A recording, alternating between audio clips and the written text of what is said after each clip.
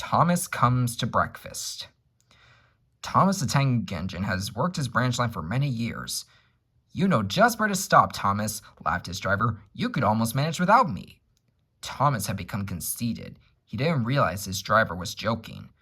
Driver says I don't need him now, he told the others. Don't be so daft, snorted Percy. I never go without my driver, said Toby earnestly. I'd be frightened. Pooh, boasted Thomas. I'm not scared. You'd never dare.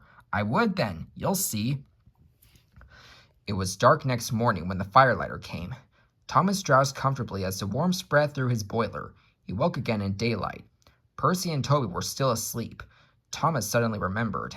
Silly stick in the muds, he chuckled. I'll show them. Driver hasn't come yet, so here goes. He cautiously tried first one piston, then the other.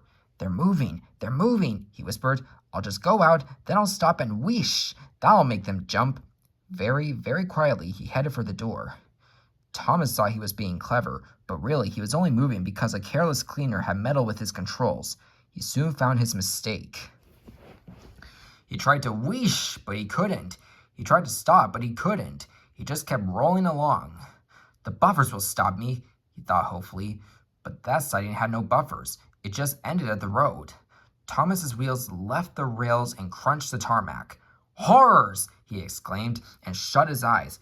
He didn't dare look at what was coming next. The station master's family were having breakfast. They were eating ham and eggs. There was a crash. The house rocked, broken glass tinkled, plaster peppered their plates. Thomas had collected a bush on his travels. He peered anxiously into the room through its leaves. He couldn't speak. The station master grimly strode out and shut off steam. His wife picked up her plate. You miserable engine, she scolded. Just look what you've done to our breakfast. Now I shall have to cook some more. She banged the door. More plaster fell. This time it fell on Thomas.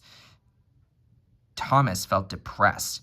The plaster was tickly. He wanted to sneeze, but he didn't dare in case the house fell on him. Nobody came for a long time. Everyone was much too busy. At last, workmen propped up the house with strong pulls. They laid rails through the garden, and Donald and Douglas, puffing hard, managed to haul Thomas back to the yard. His funnel was bent, bits of fencing, the bush, and a broken window frame festooned his front, which was badly twisted. He looked comic. The twins laughed and left him. He was in disgrace. You are a very naughty engine. I know, sir. I'm sorry, sir. Thomas's voice was muffled behind his bush. You must go to the works and have your front end mended. It will be a long job. Yes, sir, faltered Thomas.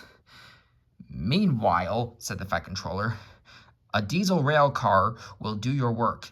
A diesel, sir? Thomas spluttered. Yes, Thomas. Diesels always stay in their sheds till they're wanted.